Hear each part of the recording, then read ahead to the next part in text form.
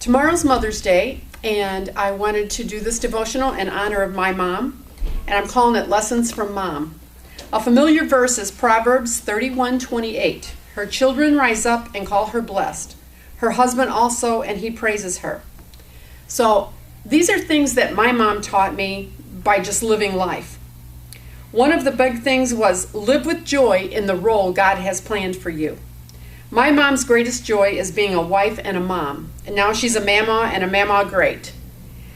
If you're around her about 2 minutes, you'll hear about her 6 kids. She has 12 kids actually, because she has no daughter or son-in-law. She has 21 grandkids, or 30 because she includes their spouses, 18, soon to be 20 great-grandkids, and of course her beloved Eloy, our dad.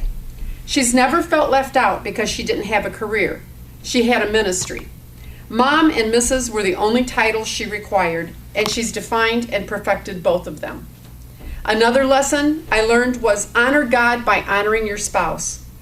We knew that Dad was king of the roost. When we sat down to a meal, Dad would pray. We sat as quietly as 6 kids can until Dad was served first. That's right. Can you believe that kids were so disrespected and unaffirmed? Mom believed in God's order of the family and taught us kids to honor God by honoring your spouse. Although I'm sure my mom disagreed with my dad a few times, actually I can remember a few arguments, but she still always showed him honor and esteemed him in our eyes. She never went against him behind his back, and if he told us no, she either stood with him or quietly persuaded him to change his mind so that he retained his dignity and position in our family. My mom taught me to pray without ceasing. My mom believed in the power of prayer, and she takes the scripture to pray without ceasing literally. Every morning and evening, she takes every name of her 62 kids, grandkids, and great-grandkids to God in prayer, plus her neighbors, her friends, her pastor, and all the special needs. My siblings and I laugh as we remember being separated from Mom in a store. There was no fear. We merely got really quiet and listened. We looked up, and soon we would see her big hair and hear her quiet whispers of Jesus, Jesus, as she looked through the racks. My mom taught me to be thankful for everything. Mom lives a lifestyle of thankfulness. Every breath she takes, every task she performs, her possessions, even her family, to her are a witness of God's goodness, and she's careful to express her heartfelt thanks for them every day. Mom and Dad and 3 little kids had moved into a new house, for which she was so thankful, but she didn't have a washer and dryer. Dad bought a washing machine on time, and Mom would either hang the clothes out to dry, or in the winter, Dad would take the wet clothes to the local laundromat and dry them. Finally, Dad was able to purchase a dryer, and Mom was so thankful. I remember walking downstairs and finding her on her knees by the washer and dryer, thanking God.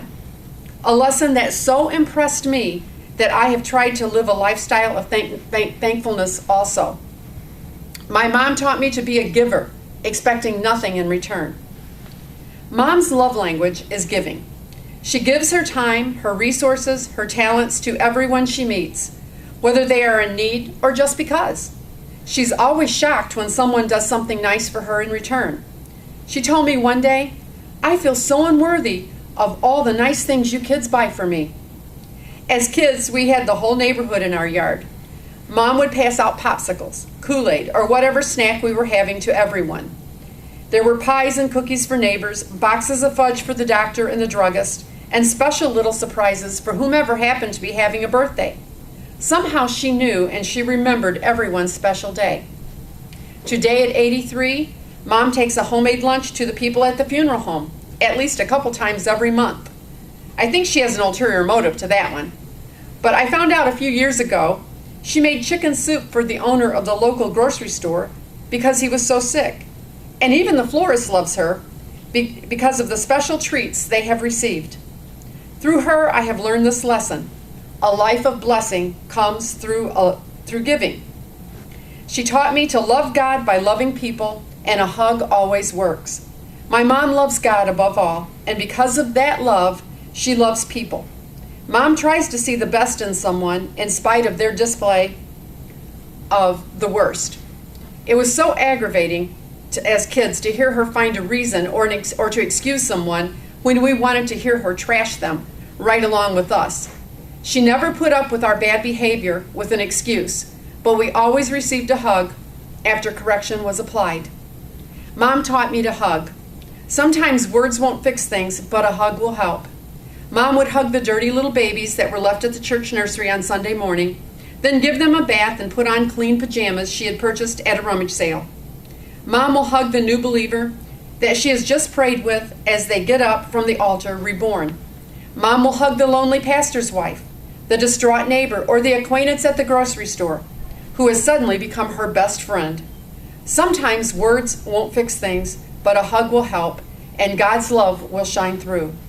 So many of life's great lessons have been exampled by and learned from my mom.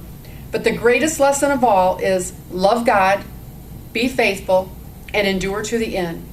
Thanks, Mom. I love you, and I hope you have a happy Mother's Day.